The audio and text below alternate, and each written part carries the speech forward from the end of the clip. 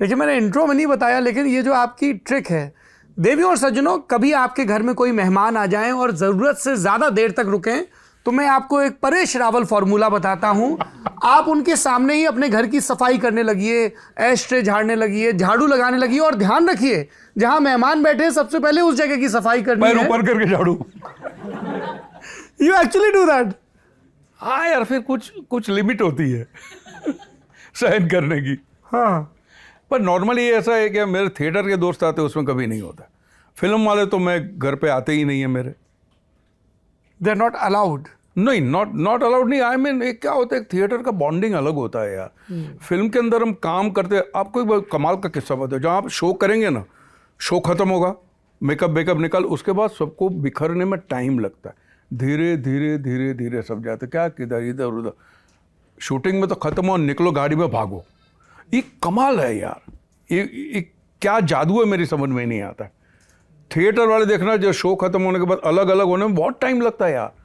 15, 20, 25 फिर कई बार में मिलेंगे, इधर उधर चेंज फिर किया, तुम कहाँ जा रहे हो, वो तो यहाँ जा, है ना।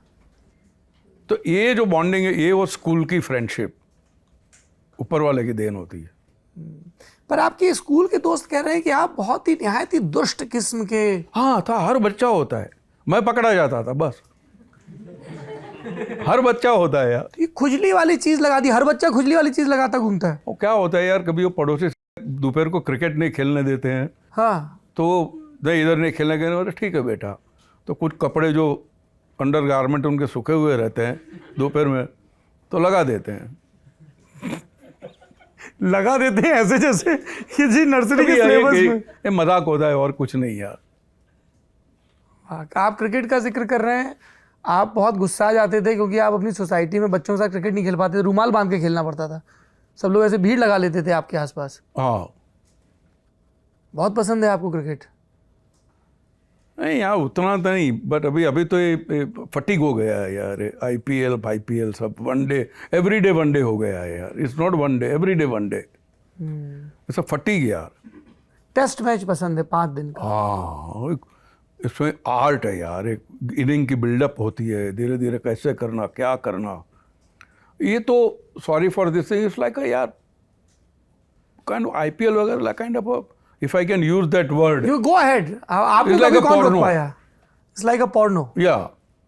Bang bang bang bang bang। ना कोई एक हो, फोरप्ले हो, ये वो धीरे धीरे धीरे धीरे एक वो होता है।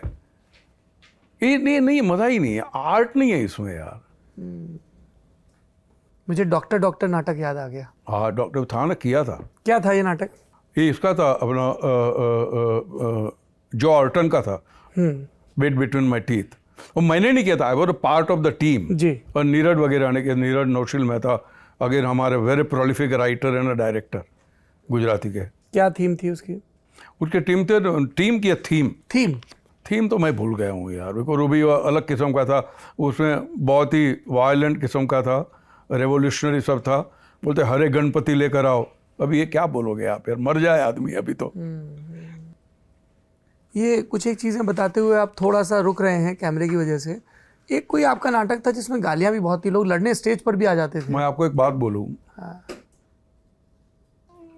ये हमारी बदनसीबी रही है गुजरातियों की स्पेशली।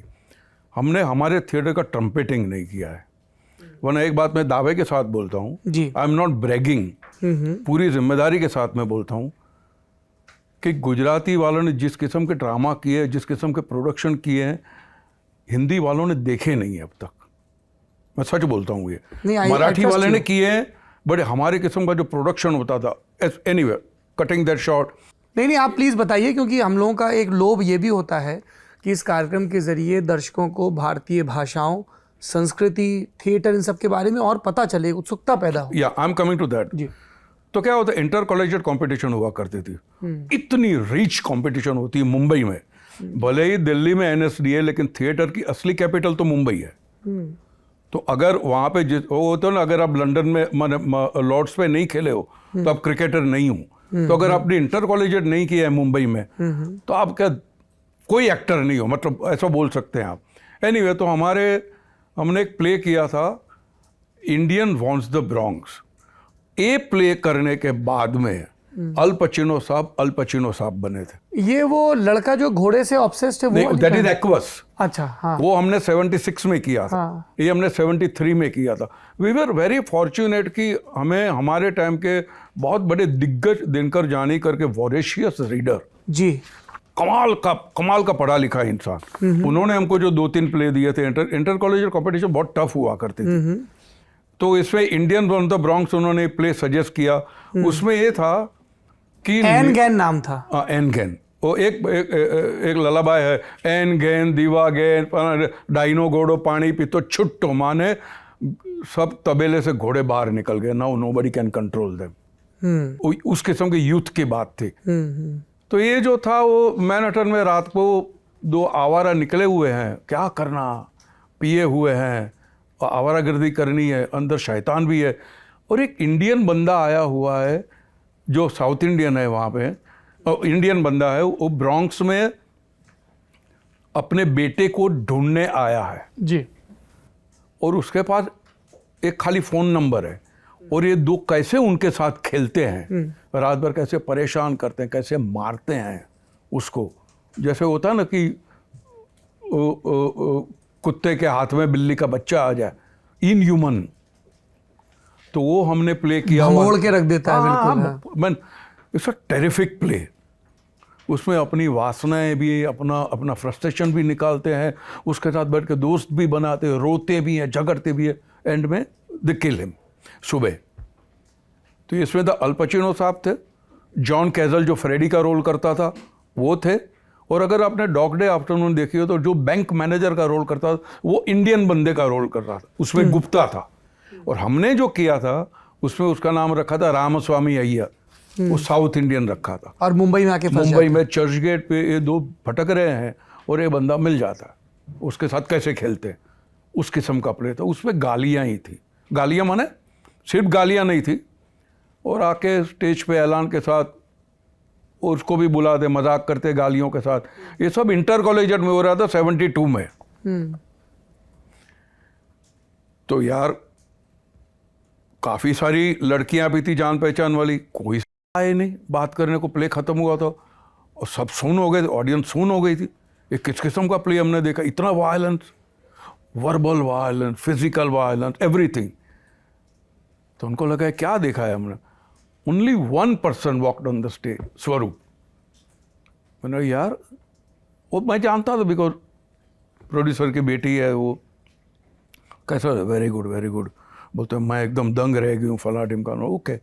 वो और एक यक्षा भट्ट करके थी जो बाद में दुबे के साथ काम करती थी। ये 2 ही लड़कियाँ ही आई बात करती थी। अभी मज़े की बात ये है, ये सारे जो प्लेज होते थे इंटर कॉलेजिएट के, बहुत खतरनाक किस्म के, डार्क किस्म के, इंटेंस। एक तो ये प्ले था, फिर man without shadow John Paul Sartre का प्ले था, फिर एक होमो के ऊपर प्ले था, माने उसके ऊपर प्ले था, स्टेप बाय स्टेप करके।